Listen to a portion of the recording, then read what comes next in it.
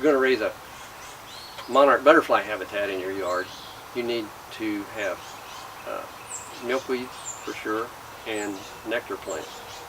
If you don't have milkweeds, you don't have monarchs, because the caterpillars have to feed on milkweeds in order to make new butterflies. So and I've watched this in prairies. It's really cool. I've watched it in other places too, but the butterflies fly around and they're looking for a place to lay an egg, female obviously. And so if it looks like it might be a milkweed, she'll touch it. If it's in a prairie and you've got all these other plant species sticking up out of the prairie. So then she touches it and she can taste with her feet.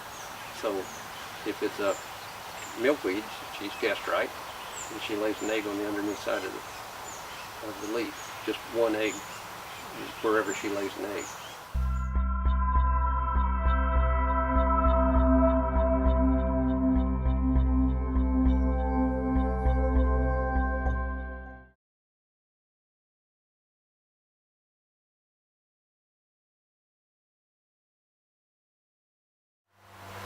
They probably mowed down more milkweeds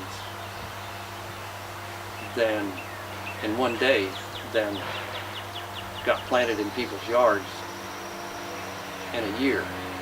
It's that important that we save. That's where the milkweeds are today. It's really on roadsides. I mean, there's, private land has them, but not as much. The prairie land that's left still has milkweeds in it. They create this fluffy seed with a fluffy structure on it that works as a parachute, sort of. The wind catches it and it blows the seed around. So you might say that monarch seeds rain out of the sky, and wherever they have an opportunity to grow, they do, and make new plants. So they don't just stay put where they're at. But they're not going to come up in a farmer's field. They might come up in a hay field and survive and be there, and provide a little something until they got hay, and then come up again after they got hay and provide a little something later in the year. And that's okay. Once a year disturbance works. It's just that as long as we can keep that disturbance happening after the monarchs leave, that's good.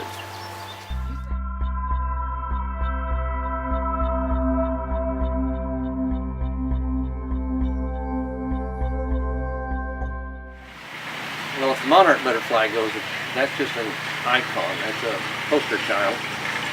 And if our environment becomes degraded to the point that monarchs go away, what else is going to go away? You take it away one little chip at a time, and we're going to reach a point where our existence we don't realize it, but our existence, pretty much, our full stomachs depend on pollinators, bees, and butterflies to some extent, but more bees. Because so much of our food crops depend on pollination.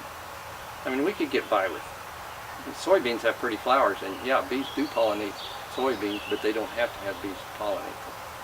Yeah, we could produce a lot of food, but we might get tired of eating it without pollinators.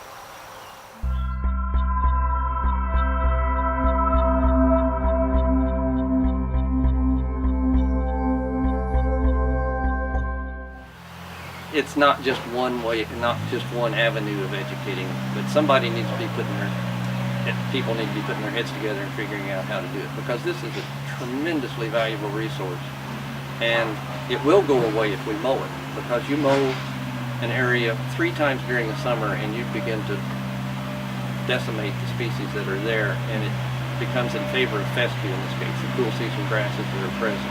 It takes all the avenues we can come up with, and we need to be thinking outside the box of our avenues and reach landowners out in the country, because this is where it's happening.